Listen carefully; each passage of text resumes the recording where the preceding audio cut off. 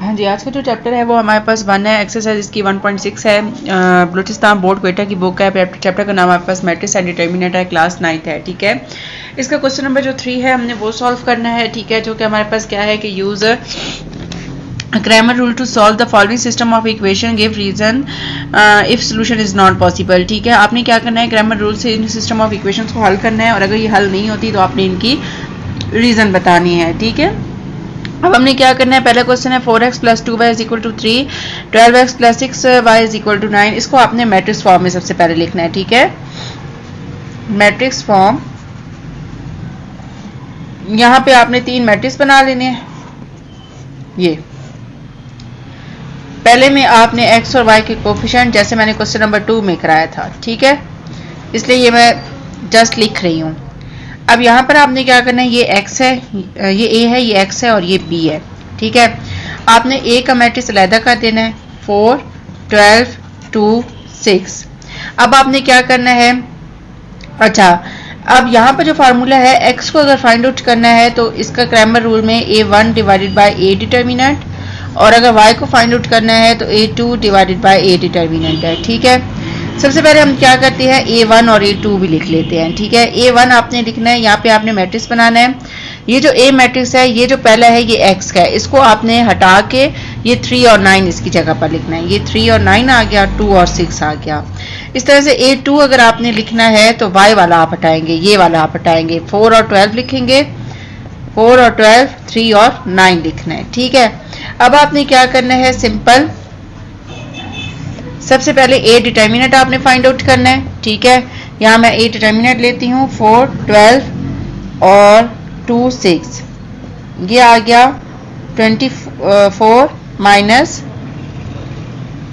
24, तो a determinant इसका क्या आ गया, 0। तो हम लिखेंगे इनवर्स डज नॉट एग्जिस्ट। आगे आपने इस क्वेश्चन को सॉल्व नहीं करना। ठीक है, अच्छा फिर अब हम इसका करते हैं क्वेश्चन नंबर 2। यहाँ पे देखिए, अगर ये a डिटर्मिनेंट 0 आता है तो फिर आपने सॉल्व नहीं करना। अगर a डिटर्मिनेंट 0 नहीं आता यानी कि नॉन सिंगुलर आता है तो देन आपने आगे सॉल्व करना है। ठीक है, अब हम इसका करते हैं क्वेश्चन नंबर 3 का पार्ट 2। पार्ट 2 में आपके पास क्या है, 4x plus 5y is equal to 13 minus 8x plus 10y is equal to 8। सबसे पहले इसकी मैट्रिक्स फॉर्म लिख लेते हैं। यहाँ पे 3 मैट्रिक्स बना दिए मैंने। यह आ गया 4, ये 5, ये -8, ये 10, x, y, 13 और 18। ये a है, ये x है और ये b है। सबसे पहले a को आपने अलग करना है, 4, -8, 5, 10। अब आपने a1 फाइंड आउट करना है, तो इसको हटाएंगे। ठीक है, इसकी जगह पर 13 और 18 लिखना है, 13 और 18, 5 और 10। अब इस तरह से a2 आपने फाइंड आउट करना है। याद रखिएगा ये सारा x है और ये सारा y है, तो जब a2 फाइंड आउट करना है तो y वाले को हटाना है। ठीक है, यहाँ 4 - 8 लिखेंगे, 13 और 18। अब आपने क्या करना है, a का डिटर्मिनेंट ले लेना है, 5 और 10। तो इसका क्या आ जाएगा, 40 प्लस 8 4s आर 40। ठीक है, तो ये आ गया टोटल 80। तो इनवर्स एग्जिस्ट। ठीक है, अच्छा अब आगे आपने a1 का जो डिटर्मिनेंट फाइंड आउट करना है वो क्या है, 13, 18, 5 और 10। ठीक है, तो इसको और इसको मल्टीप्लाई करेंगे तो 130, बीच में माइनस का साइन होता है। फिर आपने 18 और 5 को मल्टीप्लाई करना है तो ये 90 आ गया, और इसमें से सब्ट्रैक्ट करेंगे तो 40 आ जाएगा। ठीक है, अच्छा फिर आपने क्या करना है कि a2 फाइंड आउट करना है। a2 फाइंड आउट करना है तो 4 - 8, ठीक है, ये आ गया 5 और ये सॉरी यहाँ पे आ गया 13 और यहाँ पर 18। अब आपने 4 और 18 को मल्टीप्लाई करना है, 72 माइनस इस तरह से 8 और 13 को करना है तो -104, 72 प्लस 104, इसमें 72 को ऐड करना है तो आंसर आ गया 176। अब x के लिए आपने a1 divided by a determinant और y के लिए a2 divided by a determinant find out करना है। ठीक है, अब A1 की जगह पर आपने पुट करना है A1 40 और 80, ठीक है, जबकि A2 की जगह पर 176 डिवाइडेड बाय 80, ठीक है। देखिए इस तरह से x और y हम लोगों ने किया है। अब इसकी हम कटिंग कर लेते हैं, ठीक है। 4 1s are 4, 4 2s are 8, x की वैल्यू 1/2 आ गई, जबकि y की वैल्यू आपके पास क्या आ जाती है। जब हम इसको कट करते हैं तो हम इस तरह करते हैं कि इसको 176 को 2 के साथ कट करते हैं, तो ये 88 और ये 40, 4 4 और ये 20, 22 और ये 10 और फिर ये 11 और ये 5, यानी कि 11/5 इसका आंसर, ये x और ये y। फिर आपने चेक करना है, चेक करने का बहुत दफ़ा तरीका मैं बता चुकी हूँ। तो आपने किस तरीके से चेक करना है कि 4x + 5y = 13 लिखें, यहाँ x की वैल्यू 1/2 लिखें, यहाँ y की वैल्यू आपके पास क्या आती है 11/5, ठीक है, ये आप लिखें 11/5। अब इसको हल कर लें, यहाँ पे इसका आंसर 13 आता है, ठीक है। तो ये आपके पास 2 2s are 4 और 5 और 5 कट कर, तो ये 2 + 11 = 13, 13 = 13, ठीक है।